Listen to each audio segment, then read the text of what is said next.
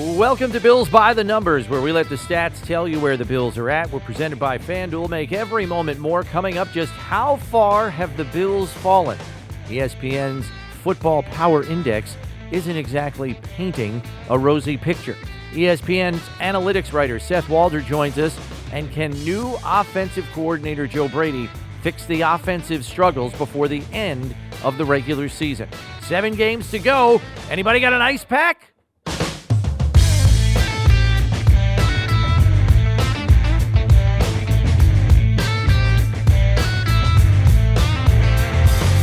Glad you can make it in for this therapeutic edition of Bills by the Numbers. Bills Hall of Famer Steve Tasker, Bills insider Chris Brown with you. And if you're here, you're probably a Bills fan, and the figures we're about to lay on you are not going to make you happy. Buffalo has lost 3 of their last 4 games, including back-to-backs to Cincinnati and Denver, to fall to 500 on the season at 5-5. It's the first time the Bills lost back-to-back games since November 13th of last season, when they lost to the Jets and gift-wrapped an overtime win for the Vikings. The difference is, last season, those were 2 of just 3 losses in the entire regular season. This year, the losses to Cincinnati and Denver were numbers 4 and 5 and came in weeks 9 and 10. What is broken with the Bills in your mind, Mr. Tasker? Not too much. Certainly the injuries on defense have curtailed their ability to get teams off the field, although they're still not giving up very many points. The time of possession has steadily gone in the opponent's favor. That's the one thing on the defensive side. Offensively, and I think this is a reflection of what we've seen with the coaching staff this week, they just started to get a little stale and a little bit predictable. Mm-hmm. And because of that, I think they've become – the windows have shrunken. I think Josh Allen's trying to force the ball into windows that the defense is anticipating, and I think it's shortening and shrinking the margin of error. And I think that's what leads to the turnovers, and I think the turnovers are the key ingredient. Yeah, turnovers are a big part of this. There is no question about it. Bills are now minus territory in the turnover margin, not only because the offense is turning it over precipitously at a high rate, but their defense isn't getting many takeaways. They don't have an interception in their last 6 games. It's the second longest interception drought in team history. That's a long stretch. Maybe they get right against Zach Wilson, who has a propensity to turn it over when they face the Jets this coming week. The other thing is, and we've talked about it, the slow starts. You've got a situation now where the Bills are, I think over the last 6 weeks, averaging 7 points in the first half. They have not had the lead almost at all over this last 6-week stretch.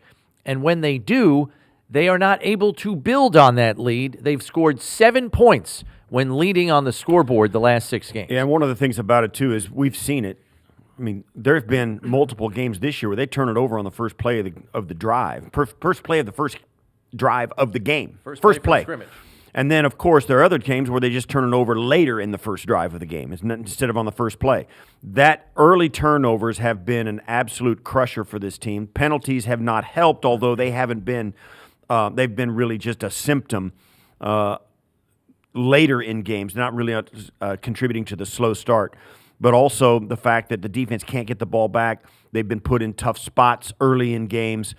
Everything changes. And it also, and when you get to dive into the black hole of the analytics part of the game, giving the ball away on the first drive of a series is like missing an entire series. And it gives double possession to your opponent, and it skews the entire possession chart for the rest of the game. And it changes things in a ripple effect the deeper into the game you get. Joe Brady is the new offensive coordinator. He called plays in LSU's national title season in 2019 with Joe Burrow as his quarterback, Justin Jefferson and Jamar Chase as his top 2 receivers. Pretty nice company if you can get it. He then coordinated for the Panthers under head coach Matt Rule, and it did not go as well with Teddy Bridgewater and Sam Darnold as his quarterbacks. He was fired during the 2021 season, in part, according to reports, because he did not run the ball enough at Matt Rule's request. Can he fix what is broken in time for the offense to be one of the highest scoring units in the league like it's been the last couple of seasons? I would say yes. It's certainly possible, and maybe in some scenarios even probable that the offense is going to get a perk up. I don't, because we'll get into this a little later. I don't think there's that much wrong with this offense. You look at it statistically, and it's doing very well. Josh continues to play at a high level. There's a bunch of receivers on this squad that play at a high efficiency level.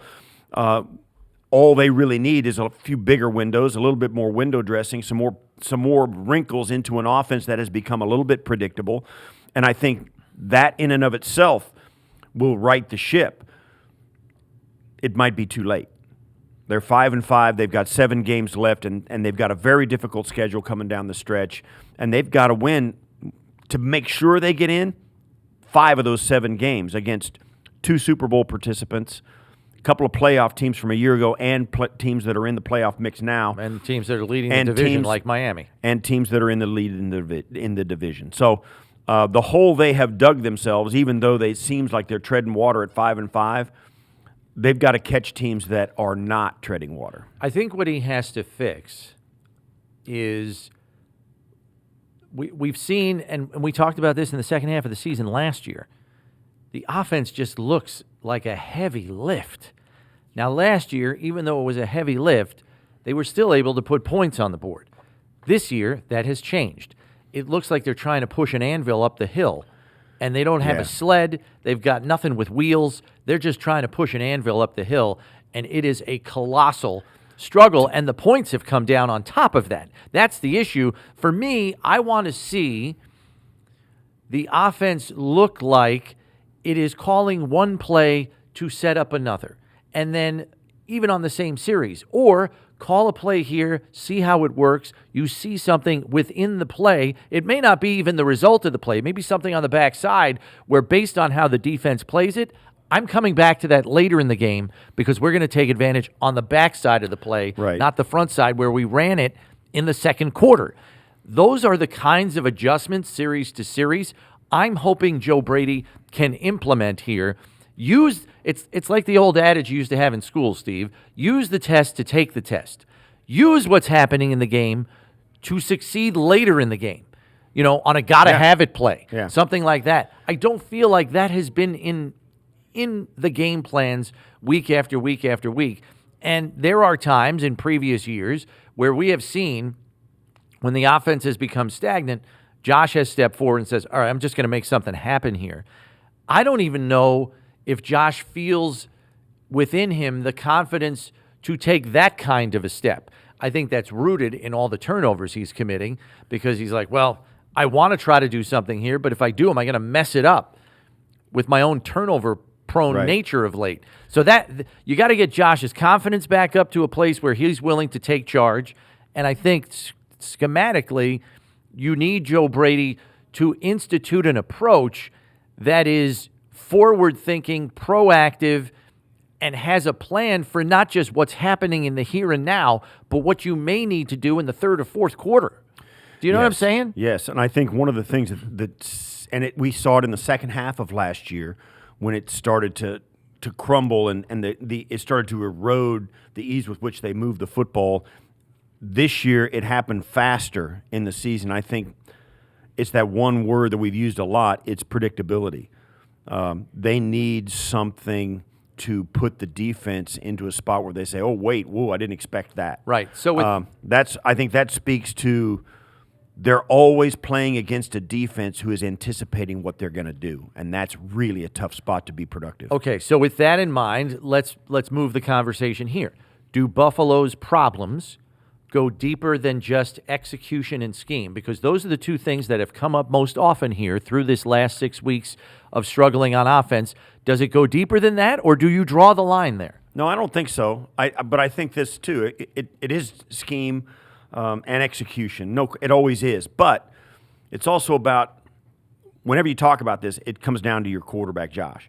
You're right. You get the feeling he's not playing with an exhilaration and a confidence. I think he's dropping back seeing what's going to happen. And I think it does key on him and his ability to play, and he has played at a high level in the midst of all this grinding that we see this offense going through. So that I think it's about execution and scheme, but it's also about him dropping back and going, all right, we've got this next play, and let's see somebody come open. And he always sees those defenders anticipating the throw, and he's like, wow, if that changes, it'll change very quickly. All right, so then that leads me to my next question, which is how difficult is it to reinstill that kind of confidence in your trigger man, especially going against a team where he had a nightmare outing the last time he faced them with 4 turnovers, where he was, quite literally, by his own admission, trying to do too much? Yeah. How hard is that? That won't be that hard. He'll go back. They'll watch that first game, and he'll go over and over, and he'll be like, wow, what was I thinking here? Why didn't I do this? Why didn't I do that? Right, and but you need him to go back out on the field and be Josh Allen again when he hasn't been. Oh, yeah, he'll go out. And that's the last memory of that team. Yeah. Good? That's what I'm. Oh, Should yeah. be all right? Oh, it'll be easy doing that. That's going back. I mean, and looking, he's motivated. Going back and looking at the way he played against the Jets the last time will be really easy, because I think he was sabotaged last time by the hype and by the anticipation of that game and his desire to go out and really hang one on the Jets. And we saw him go deep 3 times and get picked off when there were guys here, and here where he could just dump it off and let's go and stay on the field. That's easy to fix. I think one of the things about this game that's going to be intriguing is Joe Brady's effect on Josh of giving him plays that will snap open of every level, deep, medium, intermediate, and shallow, and giving Josh just a refreshed outlook on what might happen after the ball is snapped. I think when a quarterback drops back and is running a play he knows the defense has no ideas coming, that's a nice spot to be in. They're going to have to be in that spot an awful lot down the stretch here. The players and the coaches say they have to focus on themselves going forward. How challenging is that when you have the toughest remaining schedule in the league? Yeah, certainly the players are aware of how good the Chiefs are, the Jets are, the Eagles are, the Cowboys are.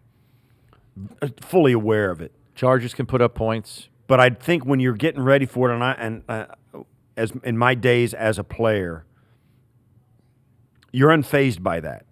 You don't fear or think, wow, this is – you think it's going to be a tough game, but in your mind, every game is really tough. So there's really no need to alter your process because it's the Eagles instead of the Commanders. Just go.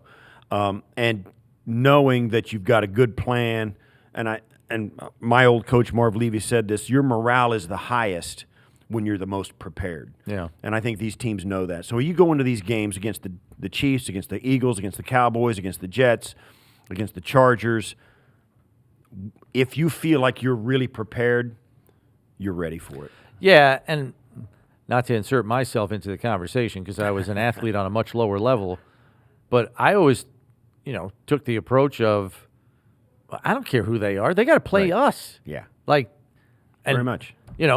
You got to, don't you kind of have to have that attitude? And, you got to throw caution to the wind now. You're 5-5. You got nothing to lose. Yeah. And sometimes those teams play looser.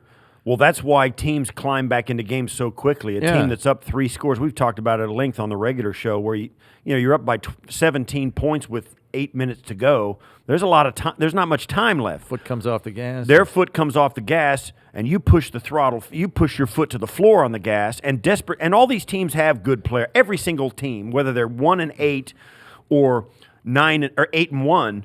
They all have good players, and when they're desperate and they start to throw caution to the wind, they get better quick.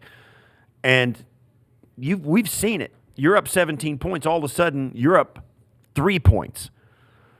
It happens fast. And yes, if this team gets the mentality of listen, let's just go out and cut it loose, they are going to be a handful if they can get into that mentality. Time to dive into what the analytics are saying about Buffalo's dwindling chances at reaching the postseason. Here to break it down for us is ESPN.com analytics writer Seth Walder. Good to have you back with us, Seth, here on Bills by the Numbers. Want to just use this as a jumping off point, your ESPN Football Power Index under your projections.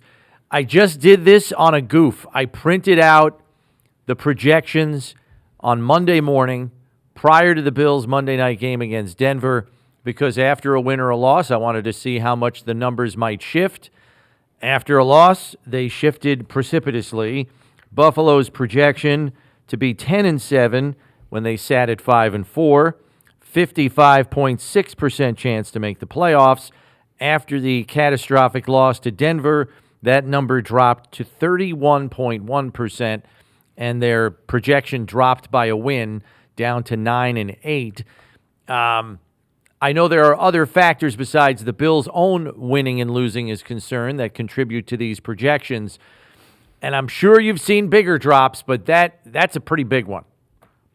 That's a big one. And it's like, I know it sounds obvious, right? Like you lose a game you were supposed to win, and so your projection drops by a win. I mean, the reason why these numbers move, or why it moved in this case quite a bit, is because the model was it was giving the Bills a high chance to win that game on Monday night.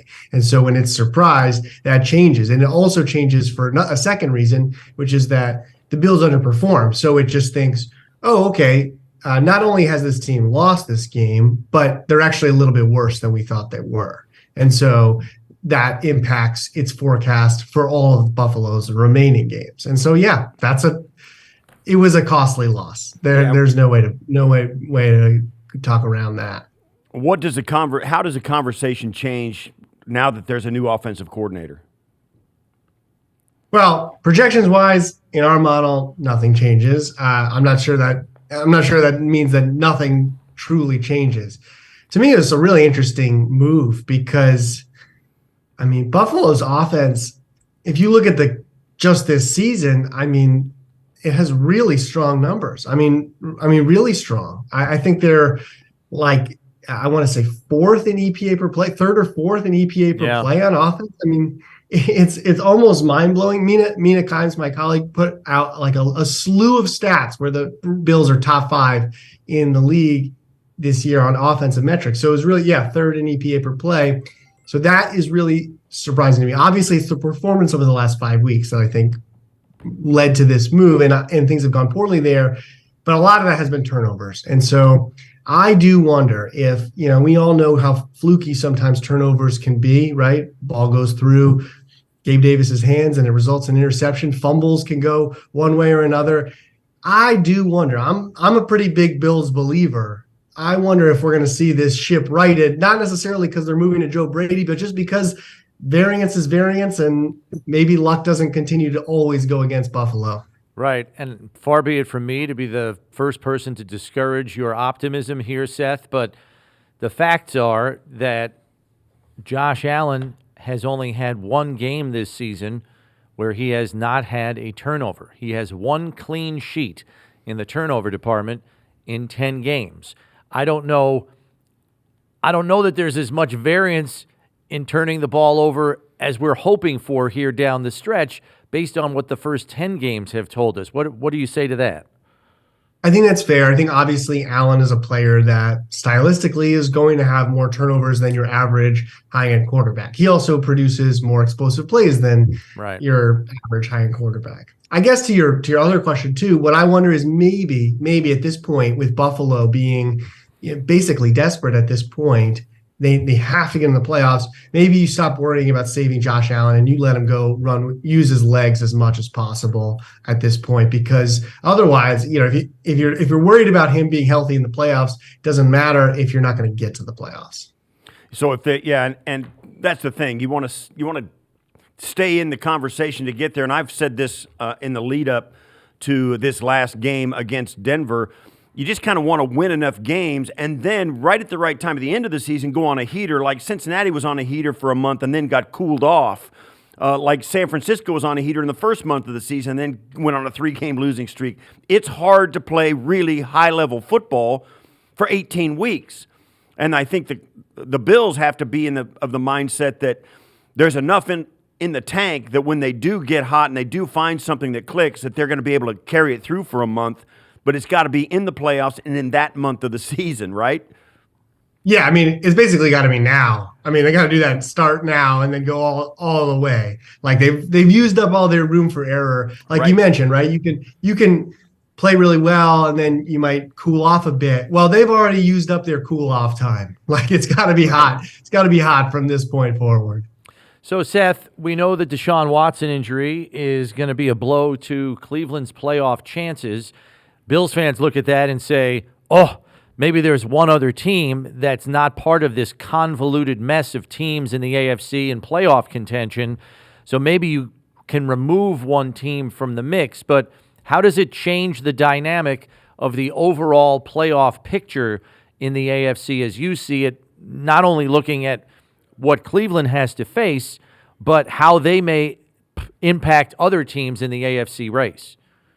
Yeah, it is really interesting. I was just looking at this, but we got our fresh numbers after the Watson injury. There's like what we would call countervailing forces here for Buffalo. On one hand, like you said, you've got a team that Cleveland sitting at 6-3, great defense. The model had them at 80% chance to reach the playoffs before this injury. So you're taking that team. I'm not saying that they're not going to make the playoffs, but obviously it's a big hit to their chances. And so on one hand, that's good news for the Bills because you're lowering that spot that could be Buffalo's. On the other hand, though, Cleveland has to face Houston, Cincinnati, and Pittsburgh the rest of the way. Those are three teams who are all vying for what are probably the same spot or spots that Buffalo could get in. So the overall effect is a slight improvement in the Bills' chances to reach the playoffs. You mentioned them before. Now, at this moment, we have them at 33%. So it's just ticked up a little bit because of that Watson injury. But it's not all good news because some of those other teams are really going to benefit more. So on the optimistic side of it for the Bills offense, as you look at the horse race that they're in with all these other teams being, and at this point, everybody's kind of in the hunt because there's enough games left to recover from a tough stretch like the Bills have been through. And like you said, the Bills are third in DVOA, first in success rate, third in EPA per play, fourth in quarterback rating, third in yards per play, second in third down conversion, third in red zone efficiency. I mean, all these offensive stats where they're really high. So it doesn't seem like there's that much wrong with what they're doing. And you mentioned the turnovers, and it's a little bit like a light switch. You turn the turnovers off or turn them off, and everything lights up, everything's great. That seems to be where the Bills are at. And after having played like that for an entire half of the season, there's nothing that says they shouldn't be able to maintain that through the rest of the way if they can right whatever little glitch is in the wire work. Is that, you know what I'm saying? Is that a good way to look at this in an optimistic way? I think that, let me start with the concern. To me, the real concern is on the defensive side of the ball, because if we look at it, you're not cherry picking when you say over the last 5 weeks how they performed. Over the last 5 weeks is after all the injuries hit this defense, and they have been much, much, much worse since that point. And so it's like that to me is like, well, probably not randomness. This is a team that's got to figure out a way to fill in those gaps defensively. But on the offensive side of the ball, I'm with you. Ultimately, I'm bullish on Buffalo. I'm not just saying that because I'm on a Bills show. I promise you, you put me on a Bengals show, I'll say this too. But I think Buffalo is, maybe Cincinnati is better than Buffalo, but all of those other teams, we talk about Pittsburgh, you talk about Houston, I mean, the Raiders, if you talk about all these other teams that are in the mix, the Browns now, I would put the Bills as being a better team than all of them. It's just a matter of whether they can get it done down the stretch, which is going to be tough considering the schedule that they face. Right, and they also have a 2-5 conference record, and at best, if they can run the table, they're only 7-5. That doesn't help them in tiebreakers. So needing help is kind of a requirement here down the stretch. Knowing that the AFC North, with 4 teams all in playoff contention, have to play 6 more division games down the stretch collectively, like that whole division has, I think, 6 more division games in total on the schedule. How much can you rely upon them to cannibalize each other to eliminate some teams from the race, so to speak? You can rely on it somewhat, and that's why I like to lean on projections as opposed to just looking at the standings. Because when we put out that the Bills have a 33% chance to make the playoffs, that's because we simulate out the rest of the season. And so each one of those times, right, you're having those AFC North teams play each other, and sometimes they're knocking each other out of this division race. So yeah, I think that is possible. That is a feasible path. That's why Buffalo has a shot to get in here, or it's a reason why Buffalo has a shot to get in. But like you said, they're probably going to need help. Seth, great. Thanks. Appreciate you having you on, and thanks for spending some time with us. Thanks, guys. Appreciate it. Hey, Bills fans, get in on the action with FanDuel, America's #1 sportsbook. Just download the app today and play any way you want. Plus, with live betting, you'll get updated odds on games that have already started. Best of all, you'll get paid your winnings fast. Make every moment more with FanDuel, official sportsbook partner of the Buffalo Bills. We move along to the numbers game where Steve is going to be quizzed on Bills playoff push trivia. This should be good. All right, let's fire it up with question number 1. In the Sean McDermott era, what is the Bills' longest winning streak to end a regular season? 8. You think it's 8? No, it's 7. But you got to. All right, Because they had the game that was thrown out against Cincinnati last year, and I think it was like 7 or 8. I don't know what it was. So you're guessing 7, and the year is 2022? Is that your guess? Yeah, something. You are 100% correct, Steve. Well done there. 7 straight victories to end the season last year after the catastrophic, horrible, gift-wrapped loss for the Minnesota Vikings. Swines. Won 7 in a row after that. All right. Question number 2. You're on the board. 1 for 1. Let's go. Question 2. Buffalo's last double-digit loss in the regular season came in 2021 to the Colts, 41-15. When was the last double-digit loss prior to that? I'm going to say regular season. Yes. Wow, that's a good one. I'll say, man, I was looking at this. I can't remember. 21. It's got to be 20, maybe 2019, 2020, 2019. And who was it in that year? It was, I'll say, man, I don't know. I can't remember. 2020. The year is correct. Now, can you get the opponent? And just so the guys in the studio know, I wrote down the wrong answer because it was not a double-digit loss in the game that I listed. It was the week prior. I had to, I'm gonna say 2022 is early. Had to be early. There's a Hail Murray, there's all that stuff. When yeah, was but that was a I can't one-score remember. loss. I can't remember. It is week 5 to the Tennessee Titans. Oh, the moved game. Moved the Tuesday night game. The Tuesday game when they got shellacked 42-16. That's hard. I get it. I was hot about that. Oh, you were for about a week. Question number 3. The Bills' last playoff loss was by double digits last season to the Bengals 27-10. When was the last time they lost by double digits in the playoffs, Steve? I'll say to the Chiefs in 2020. AFC title game. Yes, 38-24. They lost by 14. Well done, Steve. 2 for 3. Question 4. From 2021 to 2022, what has been Buffalo's record in November? What do you think over the last 2 years, what do you think their record is in November? 8-0. 4-4. Really? Yeah. They ran Wow, all those wins off last year, but don't forget, the loss to the Vikings was in November, and so was the loss to the Jets last year. All right.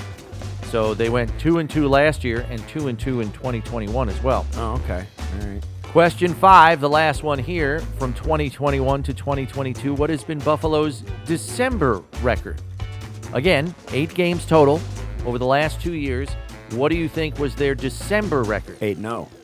6-2. Oh, really? 6-2 Who they got beat by? Oh, I guess in 2021. They didn't 21. lose any games in December last year, they as you didn't know. lose any. I was, But they had, I believe there was the one to the Tampa Bay Bucks in overtime, Oh, yeah. and the one, I think prior to that, was a loss also, and then they won the last 4. 6-2 All right. in December over the last 2 years. And All right. they're going to have to be better than 4-4 Yeah. for sure the rest of the stretch here. But that is the numbers game. And from there, we now help you with the free-to-play pick'em game on FanDuel.com called High Low. Each week, pick a player or a team to finish with the highest or lowest total for the week in a number of different statistical categories to earn points. The more points you earn, the bigger prize you can win. Play free for a chance at $10,000 in total prizes every Sunday. Steve, I need you to lead us off with the high for passing yards this week. Who's your pick? As much as it pains me, I'm going to take the Dolphins against the Raiders. Miami and the Dolphins are a much better club at home. They're coming off a bye, and the Raiders are coming off an emotional win over the Jets. They're going to be ripe for an emotional letdown. Miami Dolphins high for passing yards. Okay, low for passing yards. I'm going to take the Jets against the Bills here in Buffalo. The defense has been shorthanded for the Bills, but they just held Russell Wilson to under 200 yards passing, despite defending short fields and the Broncos getting 4 extra possessions off turnovers. Zach Wilson has struggled for the most part. Buffalo's defense should make a difference. I'm taking the Jets low for passing yards. All right. High for rushing yards. I like Austin Eckler this week. The Chargers are facing a Packers run defense. They're 27th in the league. Eckler's the engine for the offense. So I think he's going to be pretty effective facing a Packers squad headed in the wrong direction right now. Okay, low for rushing yards. I'm taking the Bucs' Rachaad White. I certainly think he's going to catch a lot of check down passes, but running the ball against that 49ers front, that's simply not going to happen. Rachaad White, low on the rushing end. High for receiving yards. I'm going to go back to the Dolphins game. I'm going to take the cheetah, Tyreek Hill. The Raiders can't get off the field on third down. There's going to be extra opportunities for Hill to make some big plays like he usually does. So Tyreek for higher in receiving yards. All right. Just like you're going back to the Dolphins game, I'm going back to the Bills game against the Jets. I'm taking Garrett Wilson on the low end for receiving yards for 2 reasons. One, Rasul Douglas has been elevated to number 1 corner by the Bills. They had him following Cortland Sutton around last week on 24 of 26 pass plays. I think they could do the same against Wilson this week. Second, Wilson got dinged up pretty good in that physical game against the Raiders on Sunday night. I don't know that he's going to be 100% for Sunday's game. He was dealing with a wrist thing. He was dealing with a lower leg injury. So I'll take Wilson, a little risky, but I'm going to take Wilson low for receiving yards. Our closing figure deals with interim coordinator changes. The last time the Bills made a change at coordinator in season was in 2016 when head coach Rex Ryan fired offensive coordinator Greg Roman after an 0-2 start, just 2 games, and promoted running backs coach Anthony Lynn to OC. So it's been 8 seasons since such a change took place in season for Buffalo. That'll do it for this edition. Make sure you subscribe to Bills by the Numbers on whatever podcast platform you use, because when you need to know about the Bills, you need to check Bills by the Numbers. For Steve Tasker, I'm Chris Brown. Thanks for listening. We'll catch you next time, everybody.